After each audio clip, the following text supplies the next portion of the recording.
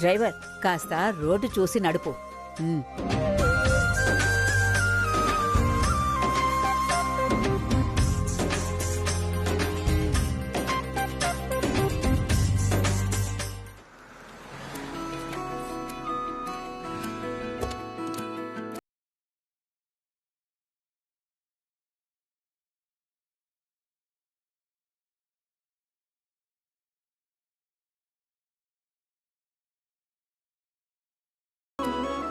నమస్కారం అమ్మా. నమస్కారం అండి. నమస్కారం అండి. ఏర్పాట్లన్నీ చేయించారా? అన్ని ఏర్పాట్లు జరుగుతున్నాయమ్మా.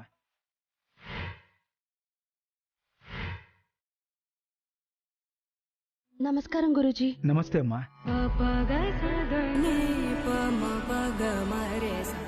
అమ్మా వైష్ణవి, బాగున్నావా? బాగున్నాను గురుగారు. గురుగారు లేరా? లేరమ్మా, వాళ్ళ అమ్మగారికి హెల్త్ బాగోలేకపోతే ఊరెళ్ళారు. ఓహో, తను మీకు తెలుసా అండి? తెలియకపోవడం ఏంటమ్మా, మంచి మనసున్న మనిషి. ప్రతి నెల ఆశ్రమం పిల్లల కోసం తన సంపాదనలో కొంత భాగం వెచ్చించే గొప్ప గుణవంతురాలు.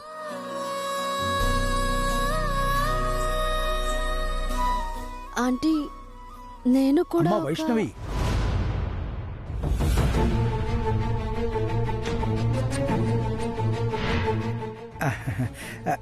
నేను చెప్తున్నాను కదమ్మా, నన్ను చెప్పనివ్వమ్మా. తన గురించి తను చెప్పుకోదు, ఇంకొకరిని చెప్పనివ్వదు. ఒక చేత్తో చేసిన సాయం ఇంకో చేతికి తెలియకూడదనే గొప్ప తత్వం ఉన్న మనిషి అమ్మా. గురూజీ, తప్పులేదమ్మా, వారు కూడా నీలాగే గొప్పగా ఆలోచించే వ్యక్తులు. అందుకే చెప్తున్నాను. తను పరిచయమైన దగ్గర నుంచి చూస్తున్నాను. మీరన్నట్టు తను చాలా పెద్ద మనసున్న అమ్మాయండి. మా శేఖర్ గురించి మీకు గతంలో చెప్పాను కదా, అలాగే తను మా ఇంట్లో మనిషిలా మారింది. మంచి నిర్ణయం అమ్మా. తప్పకుండా మీ మనవణ్ణి తను అన్ని విధాలా తీర్చిదిద్దగలిగే గొప్ప మనిషి. రండమ్మా, రండి. రండి, పదండత్తయ్య. రండి. అమ్మా వైష్ణవి, నేను ఒక అనాథనేనని నువ్వు చెప్పాలనుకున్నావా వాళ్లకు?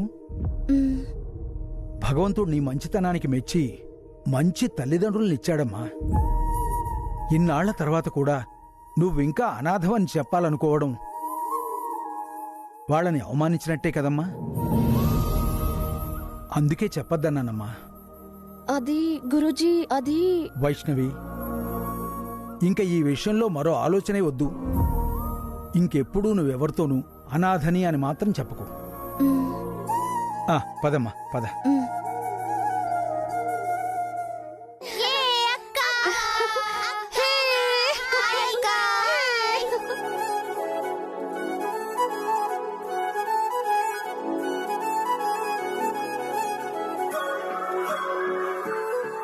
అందరితోనూ ఆపేక్షను పంచుకుని మసులుతోంది. పిల్లలు ఎంత ప్రేమగా పలకరిస్తున్నారత్తయ్యా. మరి బుల్లెమ్మంటే బుల్లెమే. నేను అనుకోకుండా వచ్చానురా, మీకు బిస్కెట్లు చాక్లెట్లు తేలేదు. సారీ. ఏం పర్లేదక్క, నువ్వు వచ్చావు కదా, అది చాలు. తను తేకపోయినా మేము స్వీట్స్ తీసుకొచ్చాం, తీసుకోండి. నాన్నా శేఖర్, అంతా నీ చేతుల మీదుగానే జరుపు నాన్నా. మీ నాన్న ఆత్మ కూడా చాలా సంతోషపడుతుంది. అట్టగేనమ్మా. శేఖర్ గారు, ఇప్పుడు కాదు, భోజనం తర్వాత మీకు స్వీట్స్ పంచుతారు. సరే బుల్లెమ్మా, నువ్వు చెప్పినట్టు చేద్దాం. భోజనం తర్వాత స్వీట్స్ ఇస్తాను. ఓకే? ఓకే అక్క. భోజనానికి పదండి. పిల్లలు కూర్చోండి.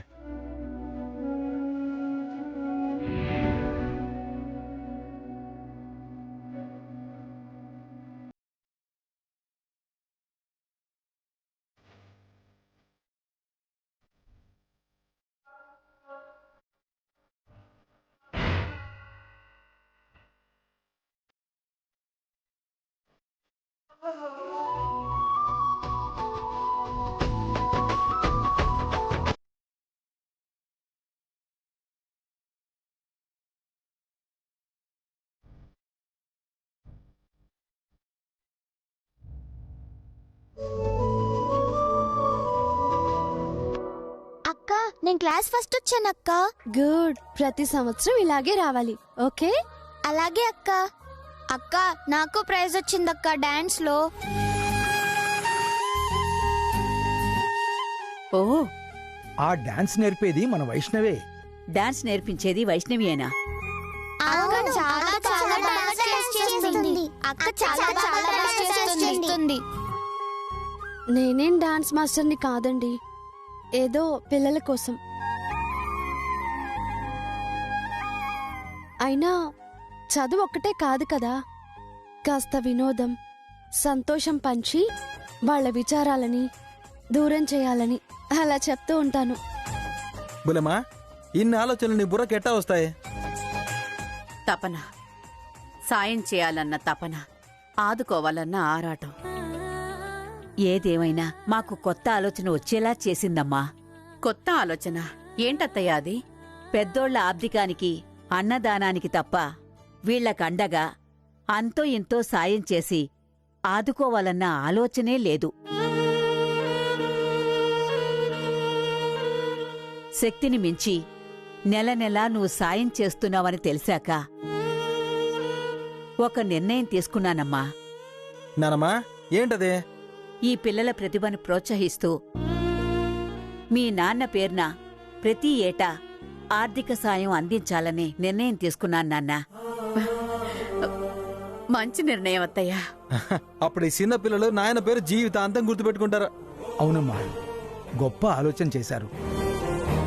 ప్రతిభను ప్రోత్సహిస్తే వాళ్లకు మీరు స్ఫూర్తిని, తృప్తిని మిగులుస్తున్నారు.